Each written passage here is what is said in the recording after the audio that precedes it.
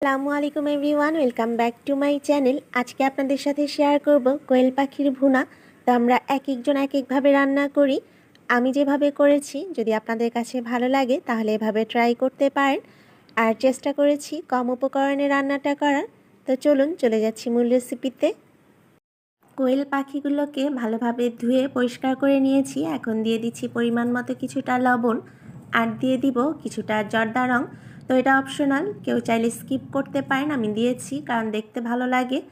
এখন 1 টেবিল চামচ দিয়ে দিব টক দই।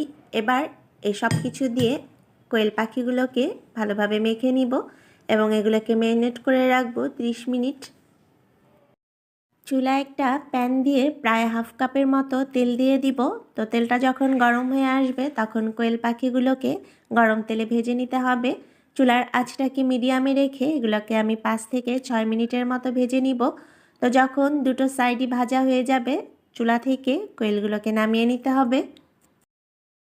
যে তেলে কোয়েল ভেজেছিলাম সেই তেলেই এখন দিয়ে দিচ্ছি 1 কাপ পেঁয়াজ কুচি এবং এর মধ্যে আরও অ্যাড করে দিব এলাচ, দারচিনি এবং তেজপাতা। দিয়ে দিচ্ছি পরিমাণ মতো কিছুটা লবণ, কারণ পেঁয়াজ ভাজার সময় লবণ দিয়ে দিলে এটা কিন্তু খুব দ্রুত সফট হয়ে যায়। তো পেঁয়াজটাকে এবার ভাজতে ভাজতে একদম গোল্ডেন ব্রাউন করে ফেলবো। তো আপনারা নিশ্চয়ই ভিডিওতে দেখে বুঝতেই পারছেন যে পেঁয়াজটা খুব ভালোভাবে ভাজা হয়ে গিয়েছে। এখন এর মধ্যে দিয়ে দিচ্ছি 1 টেবিল চামচ আদা রসুন পেস্ট।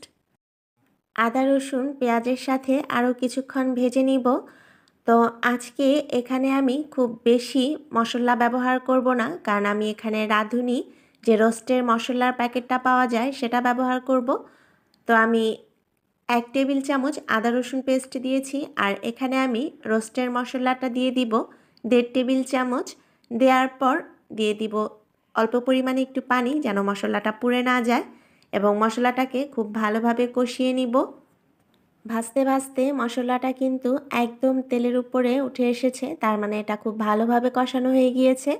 এখন ভাজা কোয়েল পাখিগুলোকে এই মশলার মধ্যে দিয়ে দিব এবং মশলার সাথে কোয়েল পাখিগুলোকে মিশিয়ে নিব। মশলার মধ্যে কোয়েল পাখিগুলোকে একটু কষিয়ে নেওয়ার পর এখন দিয়ে দিব পরিমাণ মতো কিছুটা পানি, যেন এটা সিদ্ধ হয়ে যায়। আর ঝালের জন্য দিয়ে দিচ্ছি কয়েকটি কাঁচামরিচ। তো যে যেমন ঝাল খেতে পছন্দ করেন সেভাবেই কাঁচামরিচটা দিয়ে নেবেন। এখন একটা ঢাকনা দিয়ে এটা ঢেকে দিচ্ছি। ঢাকনাটা তুলে একটু চেক করে দেখতে হবে। তো প্রায় 7-8 মিনিট চুলায় রাখার পরই এটা কিন্তু একদম ভুনা ভুনা হয়ে যাবে। তো আমার কোয়েল পাখিটা কিন্তু হয়ে গিয়েছে। এখন আমি এটা চুলা থেকে নামিয়ে নিব।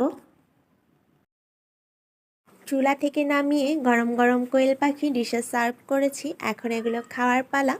তো খুব সহজভাবে রান্নাটা করলেও খেতে কিন্তু বেশ দারুণ হয়েছে। তো আশা করছি রেসিপিটি সবার কাছে ভালো লেগেছে। সবাই ভালো থাকবেন, সুস্থ থাকবেন, আমার জন্য আমার পরিবারের জন্য দোয়া করবেন। আল্লাহ হাফেজ।